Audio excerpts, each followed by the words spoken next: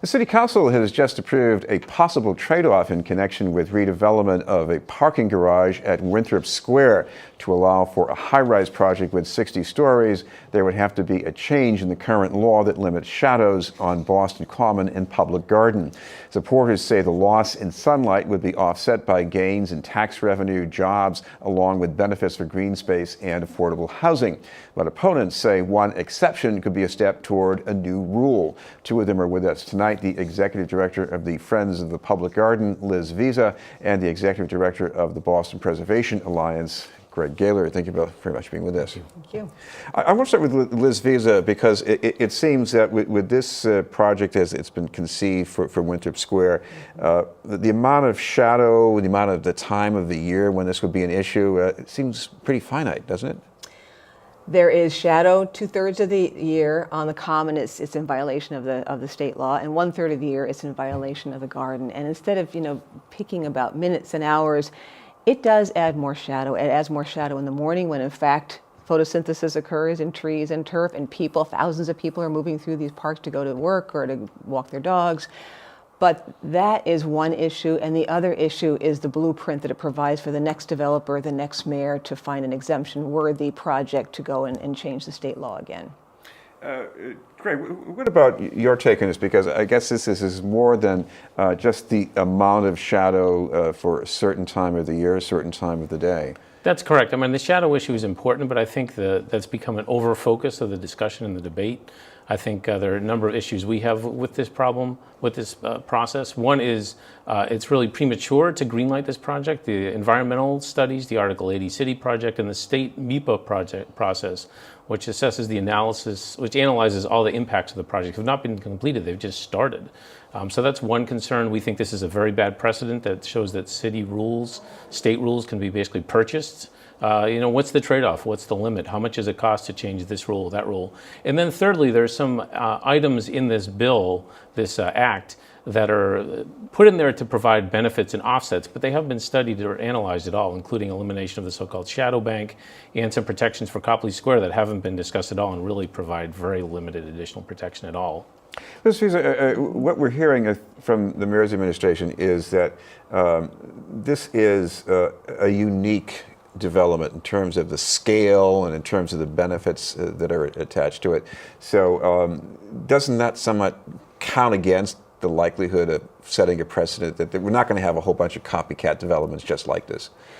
We can't know that. I mean, we are confident that it is a precedent-setting situation. We have been told by other developers, other architects, other planners, that some of whom don't want to go on the record to say that it sets a very bad precedent. As Greg said, maybe for more shadow, but maybe for another law that really is constraining something else that the city would like to do that is not in the best interest of the larger city, whether it's parks, historic resources, or other issues. So we are really concerned about that. We're concerned about the shadow. We're concerned about, as Greg said, there are items put in this law, including the shadow bank, which doesn't end allowable shadow. There's still more shadow that could be cast on the park today from that rule, even if the shadow bank is eliminated. So there's a lot of things that people don't fully understand about it. Greg, help me sort this out, because when I was reading about the measure, it sounded as if the more shadow you allow this one project to cast, the less shadow would be allowed for other projects. Does it work that way? No, it doesn't really work that way. I mean,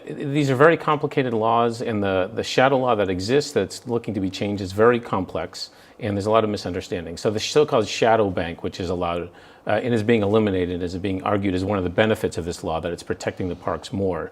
As Liz was just referencing, that only reflects shadow on the park that violates existing parts of the law.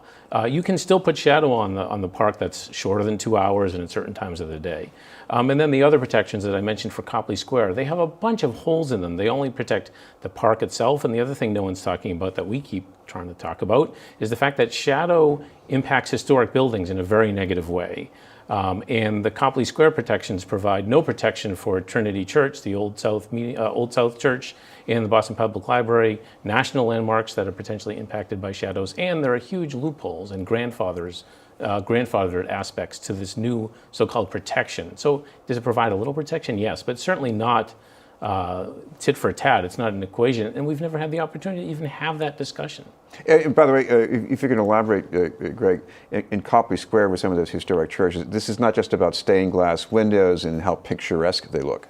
That's correct. That's correct. So there are real studies that demonstrate, you can talk to architects and building conservators, that shadows continuously on or part of the day on historic buildings, particularly masonry buildings, cause real negative implications. Talk to the people who run the Old South Meeting House, who have serious problems with ice dams that they never had before until there were shadows.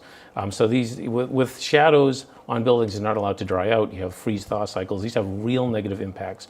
You have growth of bacteria and lichen, and it's not just as simple as spraying a chemical on to clean it. I mean, these are real long-term, forever problems, and that's the other thing that people need to recognize. These are problems that don't go away. They can't be mitigated with money. And I would say the mitigation that with shadow on green spaces, you can correct for nutrient deficiency by fertilizing. You can correct for droughts by watering. You cannot correct when you lose light. You cannot get it back. There's no way to mitigate loss of light, whether it's for buildings or parks.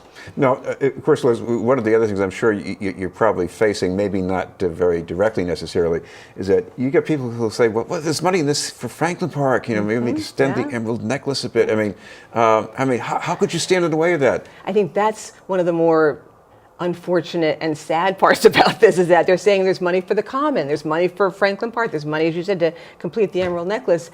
We're pitting neighbors, neighborhoods, and needs against one another by putting up this Faustian bargain. You either go for this or you're denying these other needs the money that they deserve.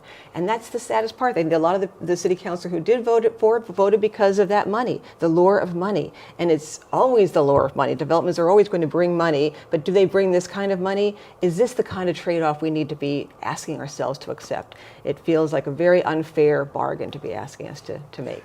This is BNN News. We're talking with Liz Vizza from the Friends of the Public Garden and Greg Gaylor from the Boston Preservation Alliance.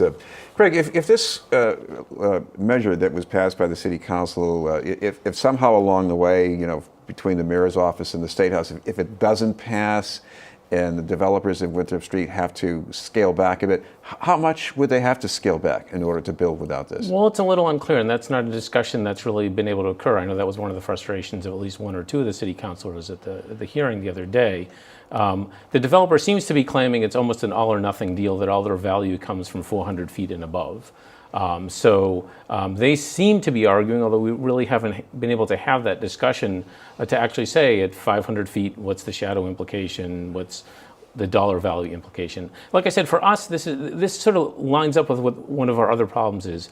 The city isn't doing planning. If they had done planning about how to deal with Winthrop Square Garage, if they we'd had a public discussion about the fact that the shadow law is causing limitations in development. We could have had that discussion, had an honest discussion about it, and we think that would be a great discussion. We've expressed concerns about the Ladder Blocks district, which is also impacted here. Those are the streets between Washington Street and Tremont Street near downtown crossing? Correct. Where there have been some proposals for towers, and maybe those would be okay, maybe they wouldn't be, maybe one would be fine, maybe not three. We haven't been allowed to have that discussion, and I think one of the great frustrations for many who are concerned about this bill, this act, is that the BPDA is out talking about the fact that they do planning first now, before you see a big project. And here we see the direct opposite. And you see the problem when that occurs, because becomes very hard to separate the pot of gold that's sitting in front of you from a logical discussion about what's right for the city, because you can't look past that money. And that leads to the exact kind of questions you were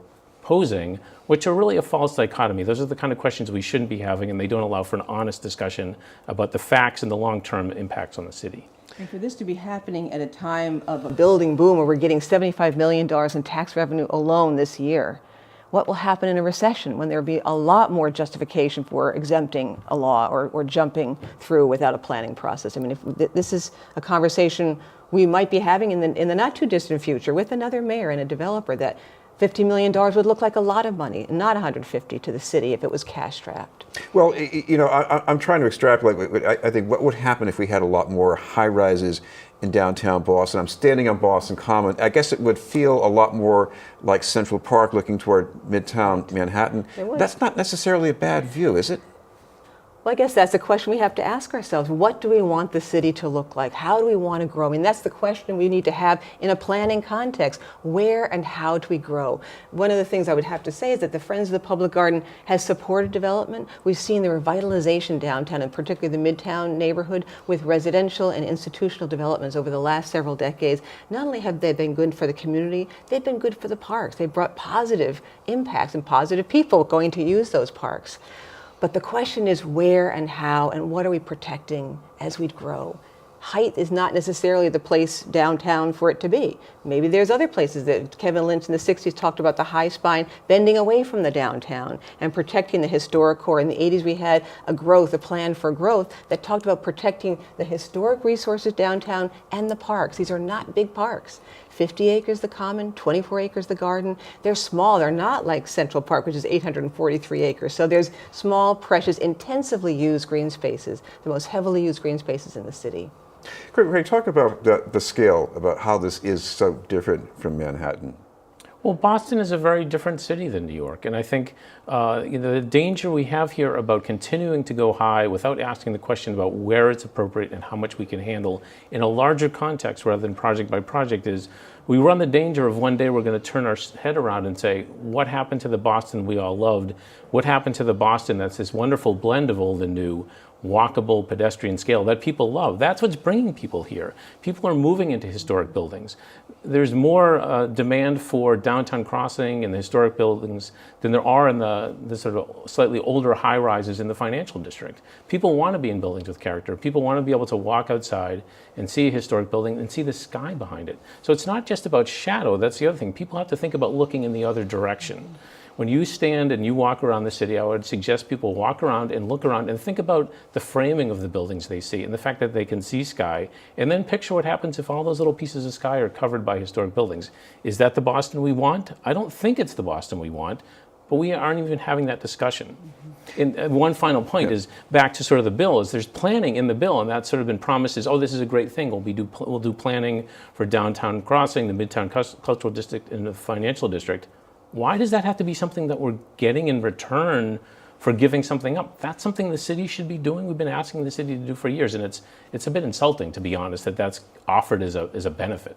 And now with the tall building, we have Millennium Tower at Filene's, which is 685 feet. If we have this one at 775 feet, then it sets the bar. Now we have tall buildings downtown, and why don't we just build on those tall buildings? Well, thank you both very much for being with us. Thank you for having us. Liz Vizza from the Friends of the Public Garden and Greg Gaylor from the Boston Preservation Alliance.